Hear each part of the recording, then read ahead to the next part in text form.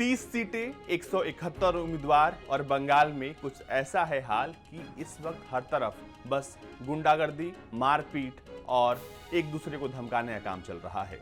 जी हां, बंगाल में दूसरे चरण का मतदान शुरू है और 30 सीटों पर मतदान हो रहा है।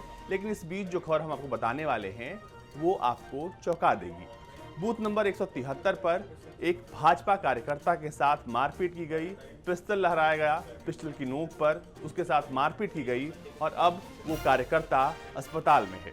लेकिन आखिर सब कुछ कैसे हुआ ये हम बताएंगे। इससे पहले आप सुनिए कि जो भी लोग वहां पे थे उन्होंने क्या देखा और अब कैसे हालात है वहां पे। जब से निर्वाचनी दिन घोषणा हुआ है तब से केसपुर में लगातार टीएमसी का जो गुंस है, टीएमसी का जो गुंडा लोग है, वो लगातार हमला कर रहा है सारा केसपुर में। और आज ये जो चुनाव का दिन है, हमारा जो पोलिंग एजेंट था गरगज पता का 173 नंबर बूथ का सहानारा बेगम, वो एक संख्यालघु महिला है और बीजेपी का पोलिंग एजेंट है। उसको छोड़ने के लिए, बूथ तक छोड़ने के लिए जब हमारा इलेक्शन एजेंट वरिष्ठ कार्यकर्ता भारतीय जनता पार्टी का तन्मय घोष जब गया था उसको छोड़ने के लिए, बूथ तक पहुंचाने के लिए, तब वहां का तृणमूली गुंडा लोग उन जो तन्मय घोष का गाड़ी के ऊपर बहुत ही बुरी तरह से हमला किया है और पिस्तौल लेके, ओपनली पिस्तौल लेके ड्राइवर का कंधे पे आघात किया है। और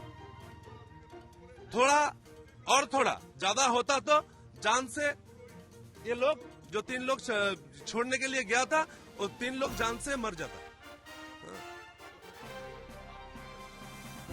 क्या घटा था?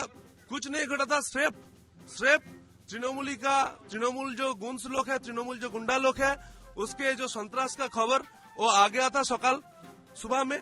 इसलिए हमारा जो इलेक्शन एजेंट तन्मय घोष उसने जो हमारा पोलिंग एजेंट सहानारा बेगम उसको छोड़ने के लिए गया था, तभी तृणमूली का जो गुंडा है वो हमला बोल दिया।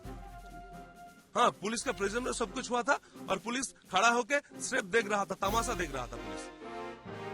नहीं, सीआरपीएफ अभी तक यहाँ पर बूथ में है, लेकिन बाहर में जहाँ पर गाड़ी के ऊपर आक्रमण हुआ था और गाड़ी भांगचूर हो रहा था, उस टाइम सीआरपीएफ नहीं आया।